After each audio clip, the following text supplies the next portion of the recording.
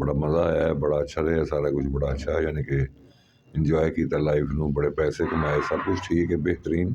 Theatre भी तुहानूं देख लो, तुसीं तुहाडे सामने देख लो, हर नाके ते थिएटर खुल्ला है।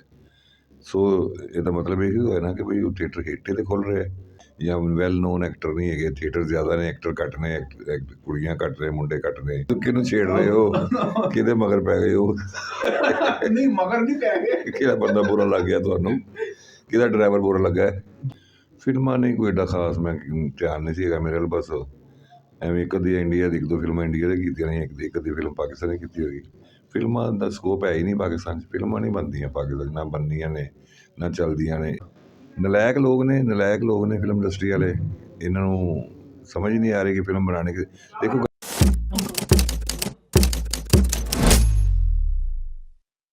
जी अस्सलाम वालेकुम आसिफ भाई, कैसे हैं? ठीक ठाक हैं? सब खैरियत है? जी वालेकुम सलाम बिलाल साहेब, बिल्कुल ठीक ठाक, फर्स्ट क्लास। सर ड्रामा कैसा जा रहा आपका? ड्रामा बड़ा अच्छा जा रहा है, बड़ा अच्छा ड्रामा बनाया डॉक्टर साहब ने और बड़ा अच्छा परफॉर्म हो रहा है, बड़ा मज़ा ले रही है ऑडियंस, बड़ा अच्छा जा रहा है ड्रामा। कितने साल से बसते हैं आप शोबिस के साथ? शोबिस ना तकरीबन 30 तो उत्ते ही हो गए। 35 से 40 साल हो हाँ गए हैं। हाँ हाँ 35-40 साल में क्या खोया, क्या पाया, क्या बनाया? एवरीथिंग इज़ ओके, बड़ा मज़ा आया, बड़ा अच्छा रहा सारा कुछ, बड़ा अच्छा यानी कि इंजॉय किया लाइफ में, बड़े पैसे कमाए, सब कुछ ठीक है, बेहतरीन। 35 साल हो गए आपको, 40 साल ड्रामा करते हुए थिएटर लाइन में, कैसा देख रहे हैं अब के थिएटर को? थिएटर बड़ा अच्छा है, बड़ा वधिया जा रहा है थिएटर, सुपर हिट जा रहा है। देखो जी, किसी भी चीज़ की कामयाबी की जी दलील होंदी है ना, उस चीज़ का फैलाव होंदा है, ठीक है ना, कि भाई कोई चीज़ अगर हिट होंदी है, कोई होटल हिट होंदा है, कोई किसी का खाना हिट होंदा, तो वो ब्रांचां वध जांदियां ने। थिएटर भी तुहानूं देख लो, तुसीं तुहाडे सामने देख लो, हर नाके ते थिएटर खुल्ला है। सो ਇਹਦਾ ਮਤਲਬ ਇਹ ਹੋਇਆ ਨਾ ਕਿ ਬਈ ਉਹ ਥੀਏਟਰ ਹੇਠੇ ਤੇ ਖੁੱਲ ਰਿਹਾ। ਅਗਰ ਫਲਾਪ ਹੁੰਦਾ ਤਾਂ ਕਿਉਂ ਖੋਲ੍ਹਦਾ, ਕੋਈ ਰਿਸਕ ਲੈਂਦਾ ਕੋਈ? ਉਹਨਾਂ ਕੋਲ ਅੱਗੋਂ ਪ੍ਰੋਬਲਮ ਇਹ ਵੀ ਕਿ ਉਹ ਮਟੀਰੀਅਲ ਉਹਨਾਂ ਨਹੀਂ ਹੈਗਾ ਸਾਡੇ ਕੋਲ, ਉਹ ਉਹਨਾਂ ਮਟੀਰੀਅਲ ਨਹੀਂ ਹੈਗਾ ਜਿਹੜਾ ਅਸੀਂ ਸਾਰੇ ਥੀਏਟਰ ਨੂੰ ਬੜੇ ਅੱਛੇ ਤਰੀਕੇ ਨਾਲ ਰਨ ਕਰ ਸਕੀਏ। ਇਹ ਛੋਟੀ ਜਿਹੀ ਪ੍ਰੋਬਲਮ ਆ ਰਹੀ, ਲੇਕਿਨ ਉਹ ਵੀ ਆਹਿਸਤਾ ਆਹਿਸਤਾ ਫਿਲ हो जाएगी। मटेरियल से मुराद कौन सा? एक्टर एक्ट्रेस यानी कि एक्टर हजरात एक्टर नहीं होने प्रॉपर है, अच्छे एक्टर नहीं है या वैल नोन एक्टर नहीं है, थिएटर ज़्यादा ने, एक्टर घट ने, कुड़ियाँ घट ने, मुंडे घट ने, तो इस वजह तो पूरा प्रॉपर नवे नवे हर कई थिएटर इंज लगता जिवें बड़े नवे नवे बंदे ने, वो बस वो चीज़ां पूरियां हो जाएंगियां तो थिएटर हिट जा रहे, फर्स्ट क्लास जा रहे।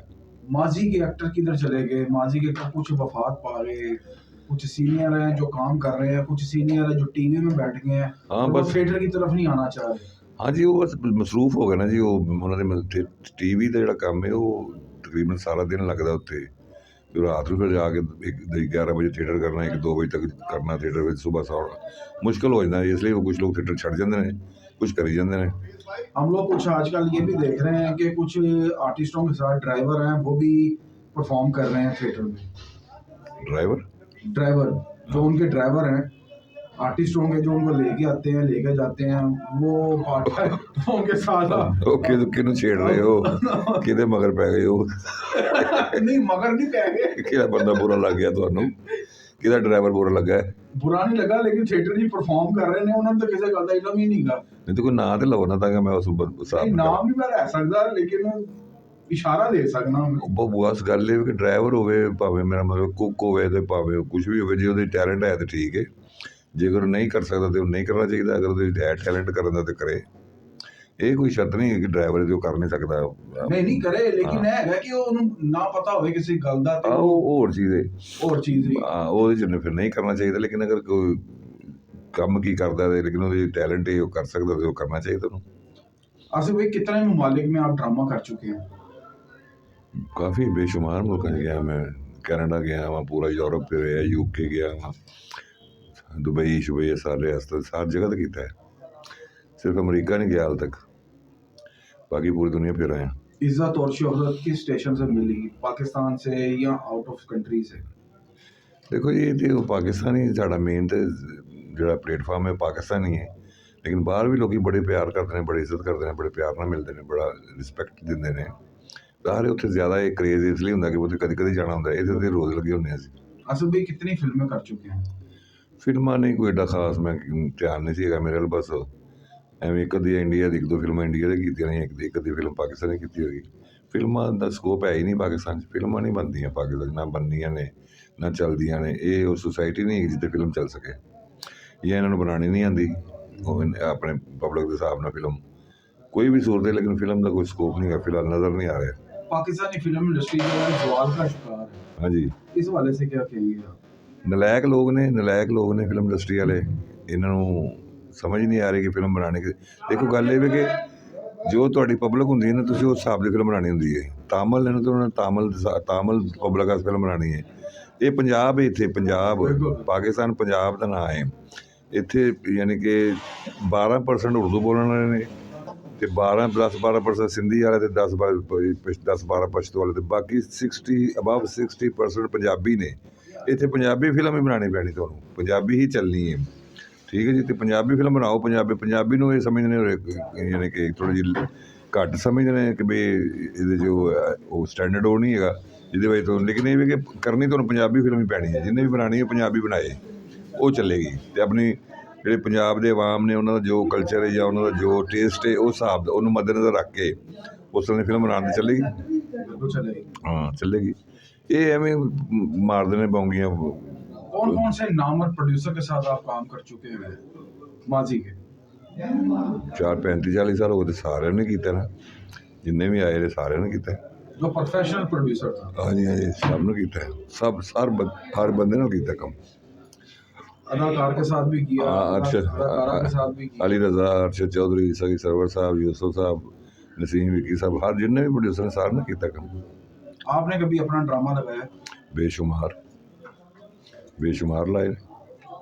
अब क्यों नहीं लगा रहे आप? नहीं, सारे वो एक्टिंग जो कर रहे हैं तो फिर वो कोई लोड़ नहीं हैगी करन दी, यानी कि ਇਹਦੀ ਜ਼ਰੂਰਤ ਮਹਿਸੂਸ ਨਹੀਂ ਹੁੰਦੀ ਆਪਣਾ ਲਾਉਣ ਦੀ।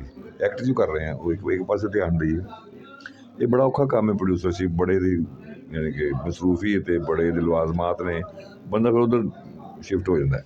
आसिफ भाई, कोई ऐसा ड्रामा जो यादगार रह गया हो, आप पे दिल में छाप लगा गया हो?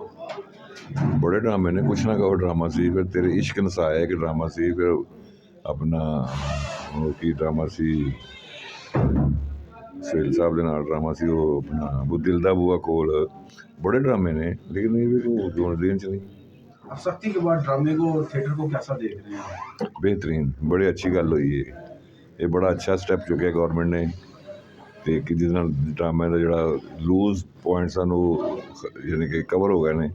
ਹੁਣ ਸਾਰੇ ਤਿਆਰ ਕਰ ਰਹੇ ਨੇ, ਲੜਕੀਆਂ ਵੀ ਲੜਕੇ ਵੀ ਕਰ ਰਹੇ ਨੇ, ਤੇ ਅੱਛੀ ਗੱਲ है, बहुत अच्छी गल है। आसिफ भाई, जो फैमिलीज और अदाकार जो रूट के घरों में बैठे हुए हैं, उनके लिए क्या पैगाम है आपका कि वो आए ड्रामा देखें और ड्रामा करें?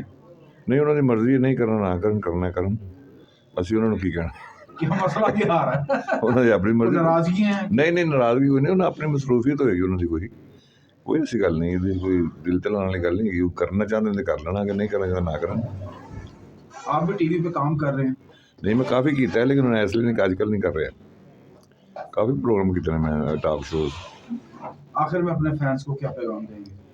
खुश रहो, हंसते खेलते रहो, टेंशन ना लिया करो, बस अपने ਵੱਡਿਆਂ ਦੀ खिदमत करो, नमाज पढ़ो, ठीक है ना।